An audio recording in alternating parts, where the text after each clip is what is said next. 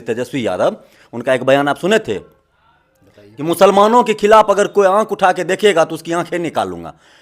तुम आंख निकालोगे हिंदुओं का?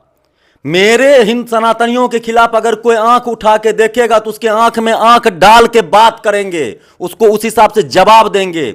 और एक एक सनातनी भाइयों से बस मैं यही कहना चाहता हूं कि अपने खिलाफ हो रहे अन्याय के खिलाफ लड़ो। लड़ नहीं सकते हो, साथ दो। साथ नहीं दे सकते हो तो चुप रहो, और चुप भी नहीं रह सकते हो तो गलत बयानबाजी हाथ जोड़ के बोल रहे हैं मत करो। और खुशबू पांडे वो शेरनी है जो कि अभी के समय में अच्छे से अच्छे लड़के और अच्छा से अच्छा कोई मर्द जो है अपने आप की जो मर्दानगी दिखाने के लिए बाहर निकलते हैं ना, वो नहीं कर पाते हैं जो खुशबू पांडे एक लड़की हो करके वो करके दिखा रही है। मतलब मर्दों से कई गुना आगे बढ़ के वो कर रही है हमारे सनातन के लिए।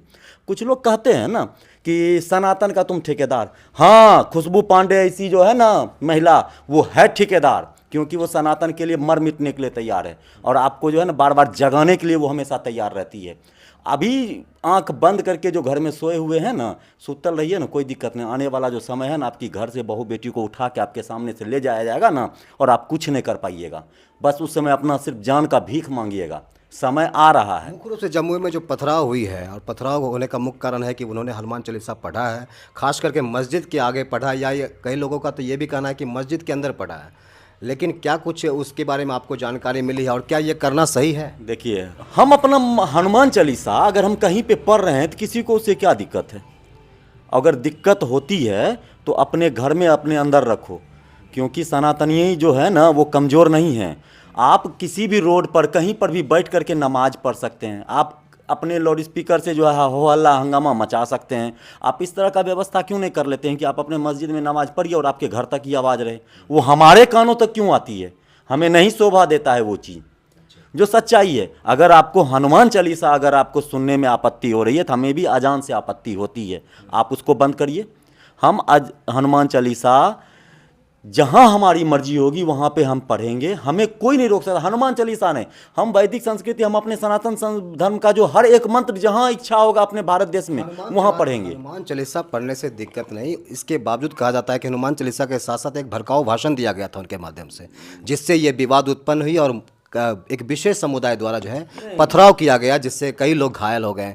क्या लग रहा है आपको, कैसी जानकारी है इसके माध्यम? नहीं, ये इस बात से हम आपके इस बात से आपत्ति है, क्योंकि वो बेबाक बोलती हैं, भड़काऊ भाषण आज तक कभी नहीं दी हैं। जो सच्चाई है उसको सामने में रखती हैं। वो खुशबू पांडे अगर अपना हनुमान चालीसा पढ़ के अगर अपना सनातन को जगा रही हैं, कहने का मतलब है कि आप हनुमान चालीसा पढ़िए, बुरा नहीं है, लेकिन उसकी एक जगह होती है, नहीं मंदिर में जाके पढ़िए। लोगों का ऐसा कहना है, एक विशेष समुदाय के लोगों का कहना है कि आप मस्जिद के आगे ही हनुमान चालीसा क्यों पढ़ेंगे? उसके आगे अंदर में कई लोग का कहना है कि उसके अंदर घुस करके पढ़े हैं। इस बात पे आपत्ति है और जिसके कारण पथराव हुई। आपके मस्जिद में ही सिर्फ नमाज पढ़ा जाता है, आप रोड पे क्यों पढ़ते हैं? आप ट्रेन में क्यों पढ़ते हैं? आप चौक चौराहा पे क्यों पढ़ते हैं? आप इसका जवाब दे सकते हैं? आप ये कहीं नहीं लिखा हुआ है कि हमारा हनुमान चालीसा, जी हाँ, ये हमारा हनुमान चालीसा हम अपने मन में भी पढ़ते हैं, हम जहाँ चलते रहते हैं वहाँ पे पढ़ते हैं। हनुमान चालीसा छोड़ दीजिए, हम गायत्री मंत्र पढ़ते हैं, हम महामृत्युंजय जाप पढ़ते रहते हैं। उसको आप पढ़ने से हमें नहीं रोक पाइएगा। इसके लिए हम सीना ठोक के बोलते हैं, खुशबू पांडे के साथ थे, खुशबू पांडे के साथ हैं और खुशबू पांडे के साथ रहेंगे। वो आज के ज़माने की वो शेरनी है जो एक समय में झांसी की रानी जो करके दिखा दी थी, वो आने वाला समय में खुशबू पांडे करके दिखाएगी। हमारे बलिया नगर का अगर बात कर लिया जाए, बेगूसराय जिला का बात कर लिया जाए, सनातन को जगाने के लिए शुभम भारद्वाज, अमित रस्तोगी, कृष्णा गुप्ता, अजय हिंदू, ये सब बहुत ही पवित्र नामों में गिनती आता है।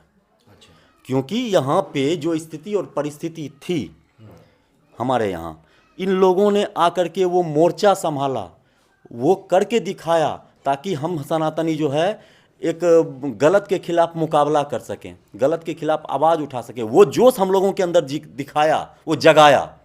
लेकिन हुआ क्या, हमारे ही बीच का बैठा हुआ आदमी थोड़ा सा ओहदा ने पा लिया कि उस समय एक चाल चल दिया था हम लोग के, जिसका मैं जीता जागता गवाह हूँ।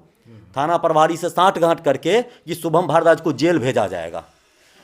अमित रस्तोगी बाय जबरदस्ती उसको फंसवाया गया, और उसके बाद उसके बारे में ना उसका राय लिया गया, ना उसके लिए आवाज़ उठाया गया, ना उसके लिए खड़ा रहा ही, उसको छोड़ दिया नहीं सहाय बन के। मैं लेकिन फिर भी उस समय खड़ा था। कृष्णा गुप्ता जब एक सोची समझी चाल के तहत जब वो किया गया था, एक भड़काऊ टाइप का कहानी हमारे विसर्जन के दौरान, उस समय बेजाब्ते, ताकि इसको इसका नाम केस में डालो ताकि इसका मनोबल डाउन हो। जी हाँ, और इसका मनोबल डाउन होगा तो पूरे यहाँ पे बलिया नगर, बलिया, शाहपुर कमाल विधानसभा या बेगूसराय, सब जो है सनातनियों का मनोबल डाउन होगा। हम सीधा इतना बात बोलते हैं कि हम अगर अपने सनातन के लिए कुछ बोलें, हम अपने सनातन के लिए कुछ करें, तो किसी को क्या आपत्ति है? आपत्ति का मतलब ये हुआ ना कि आप उसके धार्मिक स्थल पे जा करके, अरे भाई, धार्मिक वहाँ पर रजिस्ट्री किया हुआ था, जहाँ पे खड़ी होकर के हनुमान चालीसा पढ़ रही थी, वो उसका रजिस्ट्री किया हुआ था क्या? वो तो जगह मुस्लिम बाहुल है ना, वहाँ पे मुस्लिम लोग, बहुल है तो क्या हो गया? मतलब कि वो पाकिस्तान बन गया उतना, जितना को मुस्लिम बहुल होता है वो पाकिस्तान का दर्जा मिल जाता है उसको। मतलब उसको काट करके उसको एक अलग अलग देश बनाते जा। लोगों का तो यही कहना है, लोगों का तो यही कहना है, और इसीलिए जो है कहते रहेंगे, उससे हमें क्या फर्क पड़ने प्रशासन वाला क्या है? कर रही है? ये हमारा देश है, इस देश में हमें बोलने और हमें करने से कोई रोक नहीं सकता है। प्रशासन से हम एक बार फिर हाथ जोड़ के गुहार लगाएंगे कि जमुई की जो प्रशासन है वो सही, वो एक अपने स्तर से जांच करें और सही को सही, गलत को गलत करें, क्योंकि इतना तो हमें पूरा विश्वास है। और जहां तक हमें जानकारी मिली है वहां जमीन पर से कि खुशबू पांडे निर्दोष है, वो अपना सिर्फ कार्य कर रही थी, किसी के हलक में जाकर के उंगली नहीं कर रही थी।